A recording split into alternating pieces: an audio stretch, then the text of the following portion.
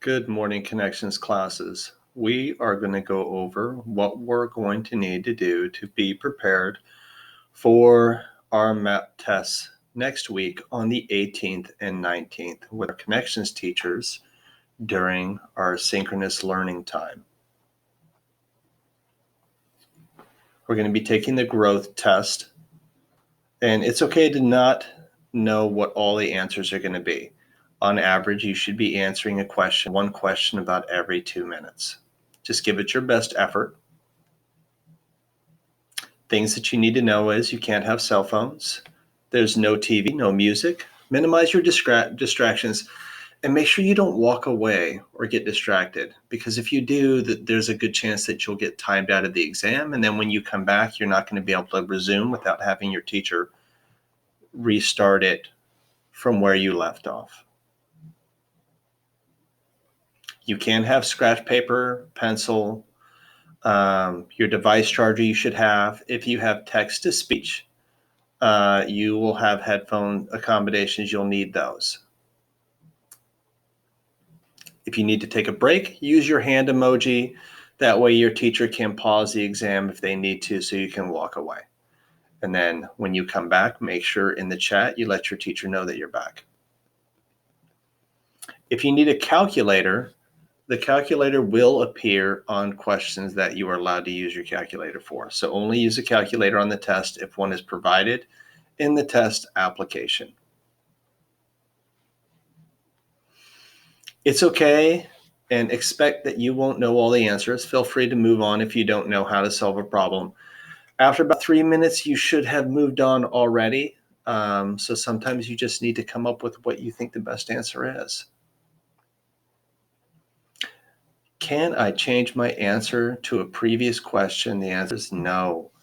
After you've clicked on the arrow button, your answer is final and you can't go back.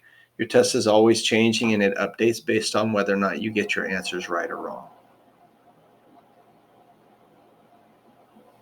Make sure you mute your microphone before testing, and make sure you're using the chat on your Connections Teams page to communicate with your teacher. That way, everybody has a quiet testing environment.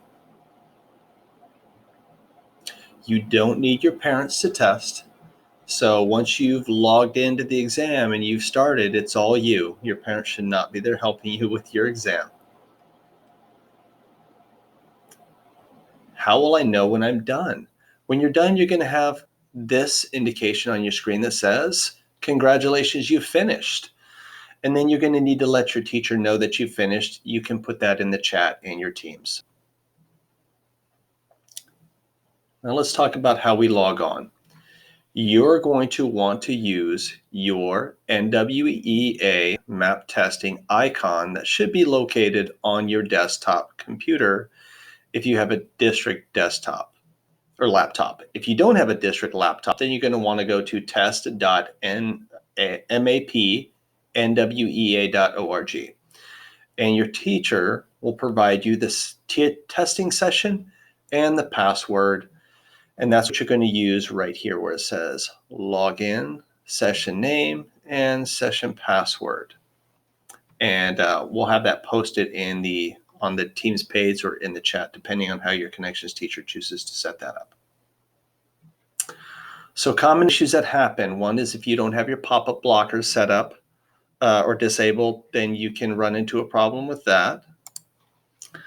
If you're on a non-district laptop, you're going to want to make sure that it meets all the system requirements. If you walk away from your computer or you have really lagging internet time, it could time you out, and then you're going to find that every time you go in, you're having to have your teacher start it back up for you. If you have anything downloaded onto your district laptop, there's a good chance that you're going to run into problems and it's going to have trouble running it.